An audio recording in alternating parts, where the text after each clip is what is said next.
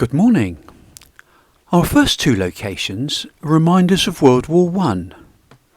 Our first reminder is out here in the middle of the forest, a couple of miles west of Lyndhurst.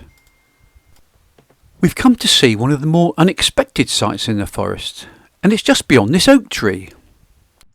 We're walking towards the Portuguese Fireplace. So what's it doing here? During the First World War there was a huge demand for timber, and the Canadian government sent over about 1,500 lumberjacks, who set up the first camp in this area. As the war progressed, more men were needed in France, and some of the Canadians went off to fight. In 1917, an army unit from Portugal took their places at the sawmill, with a camp being built especially for them. After the war, the camp was demolished, but this fireplace was left standing as a memorial to the Portuguese and Canadian men who helped the war effort here in the New Forest. If you'd like to visit the fireplace yourself, the nearest car park is Milliford Bridge, and the what three words location is saints.choice.looms. Our second reminder of the First World War can be seen at St Nicholas Church in Brockenhurst. In the churchyard we'll find a Commonwealth War Graves cemetery. In 1915, Brockenhurst was chosen by the War Office to become a hospital centre to treat soldiers injured in the fighting in France.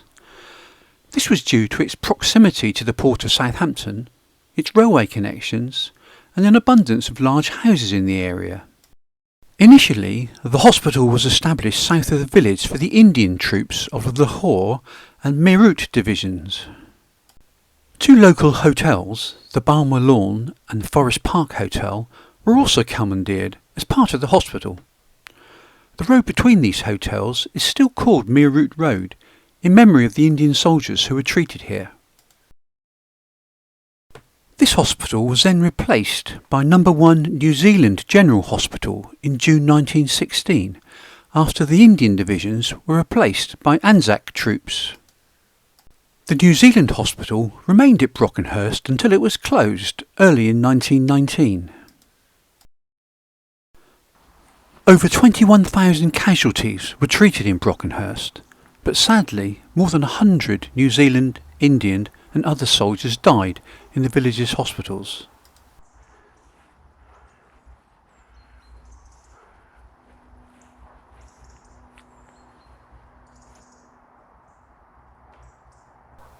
The War Graves Cemetery contains 93 New Zealand graves, 1 Australian grave, plus those of 3 Indian and 3 unidentified Belgian civilians.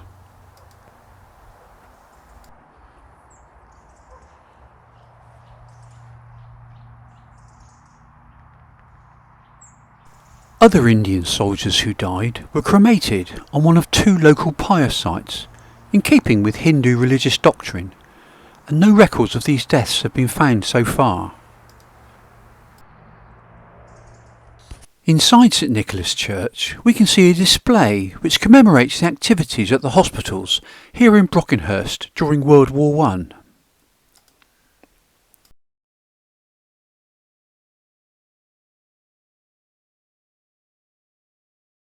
If you visit the church, don't miss the great yew tree to the side of the main entrance. The yew was carbon dated in the mid-1980s and was found to be over 1,000 years old. Also in the churchyard, near the war graves, we can see the grave of Brusher Mills. He was a famous local snake catcher in the 1800s, who became famous after an article about him was published in the national press. He was a keen cricket fan. He regularly attended cricket matches at nearby Balmer Lawn Hotel and was paid to sweep the pitch between innings, which is how he got his nickname, Brusher. Our other 3 locations are reminders of World War II. We'll move to the northwest of the New Forest to find our third location near Ibsley. Along the south coast of England during World War II, there was an elaborate communications network set up to monitor aircraft movements, both enemy and defenders. This relied on a series of direction finding posts and it's the remnants of one of these that we can see at Ibsley. These direction finding posts use high frequency radio bands, so they came to be known as HFDF or Huff Duffs. The Huff Duff would have been a 3-storey wooden tower about 30 feet high. What we can see in front of us is a blast wall built to protect the Huff Duff tower from enemy bombs exploding nearby. As we walk inside the blast wall, we can see the outline of the foundations of the wooden tower.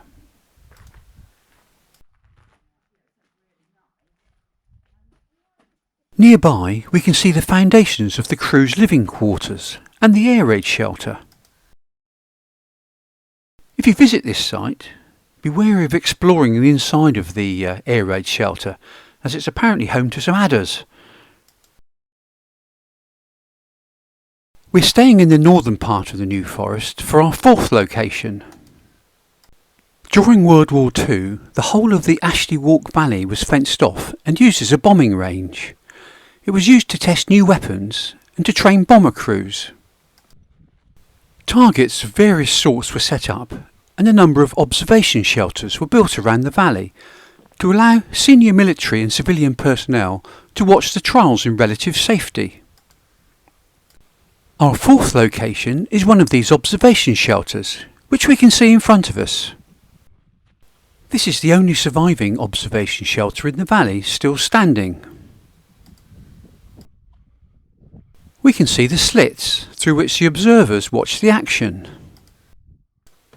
This clip from the Imperial War Museum shows a trial of one of the bouncing bombs. Sir Barnes Wallis, the inventor, watched this trial from one of these observation shelters. By the way, the bomb hits the target, not the observation shelter, although they do look rather similar. Inside the observation shelter, we can see a lot of information about the bombing range and what happened here during World War II. If we go back outside and walk around the end of the shelter, we can see an interesting symbol in the brickwork. Can you see it? V for Victory, the wartime symbol made popular in Britain by Winston Churchill. We're staying in the Ashley Walk Valley for our 5th and final location. I said earlier that a number of targets were set up here, and which were used as part of the bomber crew's training. Most of these targets have disappeared, although some evidence can still be seen, and we'll return to that in the next video in this series. Today though, we're going to see a huge concrete arrow. As you walk along the main track across Ashley Walk, the arrow is very easy to miss if you don't know the precise location. We missed it twice before we found it. The What 3 Words location is defends.senses.satin. I've listed the What 3 Words locations for all of the sites that we visited in the text below. The concrete arrow here was used to point the bomber crews towards their target at the bottom of the valley.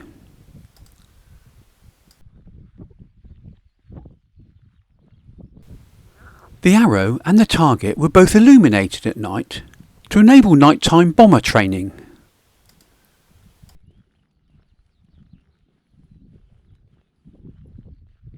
The target is no longer to be seen down in the valley, but the arrow is certainly still here. It's very impressive.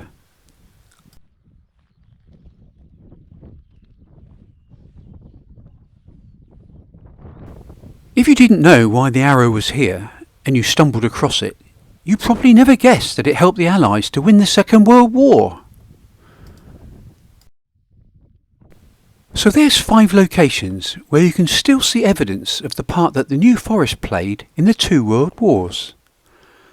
The next video in this series will visit 5 more locations. If you've enjoyed the video, please subscribe to our YouTube channel and feel free to share the video on Facebook, Nextdoor and any other social media that you use. Thanks very much for watching.